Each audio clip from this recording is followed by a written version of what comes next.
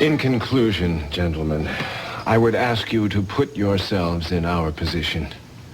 Just imagine what it would be like to come home one night and find a dead body propped up in your bed. To say that such an event is traumatic is to be guilty of pathological understatement. To come upon something so deliberately designed to sicken and intimidate is harrowing.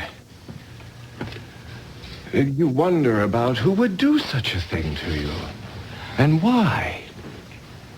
It was obvious that whoever had done it was prepared to do more, to construct a web impossible to escape from, to entrap Julia and send her straight to jail.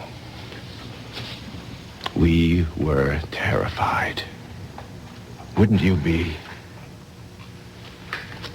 And there's a funny thing about terror.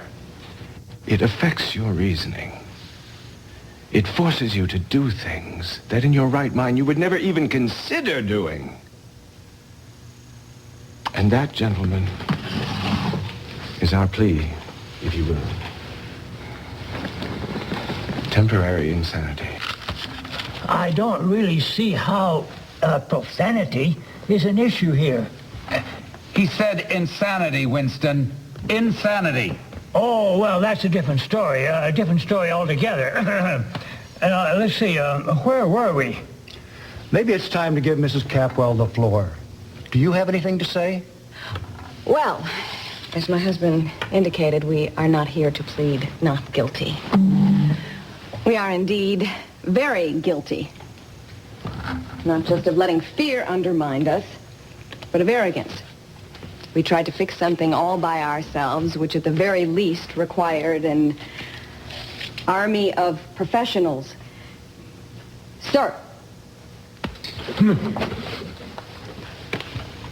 We tried to solve a very complicated problem, when in reality all we could think about all day long was how to preserve our dwindling sanity. And as the days went by, we got more and more caught in a net of our own making. Now, I am not naive enough to believe that it is impossible to do the wrong things for the right reasons. And I believe that is the case for us. We wanted to find Sasha's killer. We wanted to make sure that this person was brought to justice, and we spent weeks neglecting our child, our law practice, everything that we built a life on in order to accomplish that end. But the bottom line is that it wasn't our job to undertake. And under no circumstances would we ever make the same mistake again. Well, you can leave us to our deliberations, unless there are some last-minute questions. Martin? No questions. Winston, do you have any questions? Any questions?